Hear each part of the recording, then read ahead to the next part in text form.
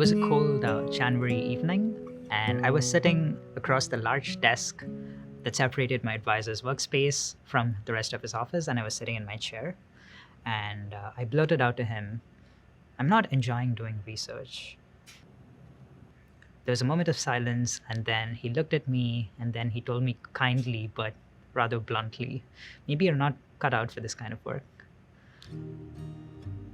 When I first came to MIT, I joined my lab in my first year and I was having a lot of fun.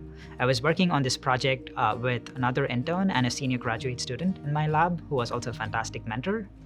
I was at this great place. MIT is like the best university in the world, and this was like the perfect place for me to do a lot of cool research and work hard and have a successful career. That project eventually ended during the end of that year. And then I decided to take a break to do an internship, which I also really had a lot of fun, and my confidence was sky high. When I came back after my internship, I really wanted to work on something cool and sort of prove myself and wow my advisor. But this was also March 2020 when the pandemic hit and the campus went into lockdown. So I was faced with this task of defining a problem and a project to get working on. But very quickly, I ran into barriers. I read a lot of papers, but I had struggle identifying what an interesting problem would be. And eventually my advisor noticed this, and then he said, I have this other problem that is relatively tractable, so why don't you get started with this and sort of run with this as you figure out, other things that you want to work on.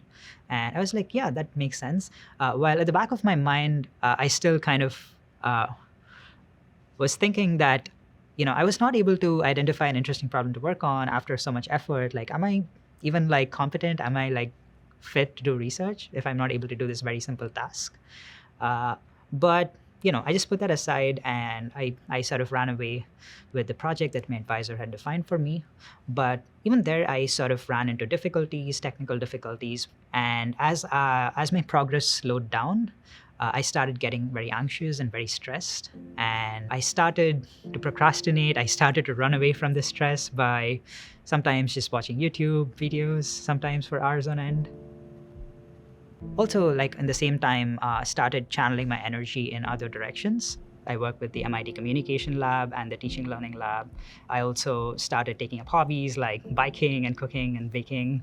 These were great ways to de-stress myself, but sometimes I also felt like I was investing excessive amounts of time into those things and not on my work, which felt, again, more like procrastination. And they led to this loop where I would get stressed and I would procrastinate, and then that would lead to more stress because I wasn't getting much work done, and led to this sort of vicious cycle.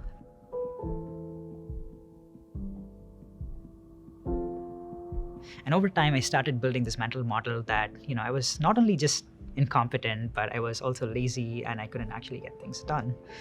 And so my advisor, one fine January called me to a meeting in his office to discuss about the paper, which is when all of this happened. And he said that, "Oh, I don't think you're cut out for this kind of stuff." And when he said those words, those broke me because he was a person who I respected a lot, both academically and professionally. And he basically just confirmed my own biases about myself, that I was, not cut out for this kind of stuff. I was lazy and incompetent. And I was very sad. And then immediately I also remember feeling angry because I felt like, well, I felt this way, but I at least would have hoped that my advisor would have more confidence and more faith in me and say, that's not the case. But he just agreed with me. But eventually I went back home, I calmed myself down, and I started writing in my journal. And as I wrote, something that I realized there was that I blurted out that I was not enjoying this, and that was true. That was something that I knew was true deep down, but that was the first time I kind of admitted that to myself. And I really wanted to understand why. And I started reaching out to friends and mentors outside of my academic circle who knew me well, in the hope that they'd be able to give a perspective on something obvious that I was missing. And that's how I eventually ended up in Caitlin's office. And Caitlin is the manager of the communication lab that I work with. She said, "Me too. I've been in this situation as well." And then she said that one of the things that actually helped her get unstuck was working through this book called Designing Your Life. So she got me this book, and then we started working on this together. And the first thing that we did was to articulate my work values. For me, good work consisted of working with other people, working on hard problems, and working on problems that had like applications that I could foresee so that it could be useful to other people.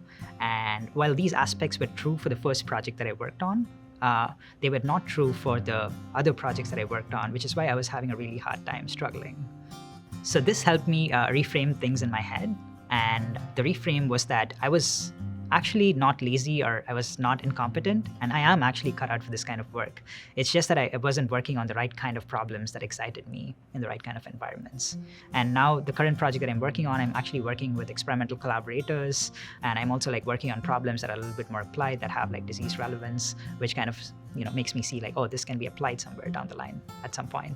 And both of those excite me and keep me going in my current project.